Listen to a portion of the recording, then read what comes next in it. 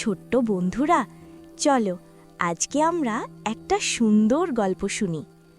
এই গল্পটা একটুখানি আলাদা, কারণ এই গল্পে আছে বন্ধুত্ব আর সহযোগিতা। একদিন একটা বড় হাতি জঙ্গলের ভেতর দিয়ে হাঁটছিল। হাতিটা খুব শক্তিশালী আর বড় ছিল। সে গাছের পাতা খাচ্ছিল আর আনন্দে ঘুরে বেড়াচ্ছিল। হাঁটতে হাঁটতে হঠাৎ হাতিটা একটা ছোট্ট পিঁপড়েকে দেখতে পেল। পিঁপড়েটা একটা ভারী খাবারের দানা টেনে নিয়ে যাচ্ছিল, কিন্তু দানাটা খুব ভারী ছিল। পিঁপড়েটা একটু হোঁচট খেয়ে পড়ে গেল।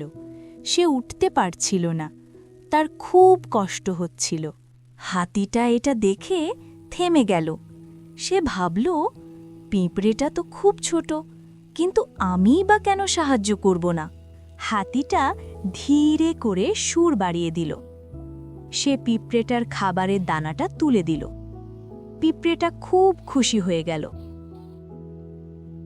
পিঁপড়েটা বলল, ধন্যবাদ হাতিদা, আপনি খুব ভালো। কিছুদিন পর একদিন হাতিটা নদীর ধারে জল খাচ্ছিল। হঠাৎ সে কাদার মধ্যে পা পিছলে পড়ে গেল। হাতিটা উঠতে পারছিল না। হাতিটা ডাকল, কেউ আছো? আমাকে একটু সাহায্য করো। এই শব্দ শুনে পিঁপড়েটা ছুটে এলো। সে অনেক পিঁপড়েকে ডেকে আনল। সব পিঁপড়ে মিলে হাতিটাকে সাহায্য করল।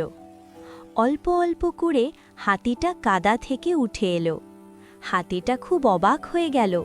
সে বলল, তোমরা এত ছোট, তবুও আমাকে সাহায্য করলে।